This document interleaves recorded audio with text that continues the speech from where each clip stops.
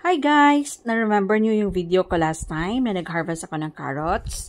Ito yung ginawa ko sa mga dahon ng carrots na natira dun sa hinarvest ko. So, meron kaming mga manok. So, pinakain ko siya ngayon sa manok namin. Tingnan nyo yung manok namin. So, we have here 5 chickens. Alaga to ng father-in-law ko and everyday, meron siyang few eggs na nakukuha dun sa 5 manok na alaga namin. Thankful kami sa manok namin kasi sila yung tagakain sa mga leftovers namin. At saka isa pa, libre na rin kami ng itlog.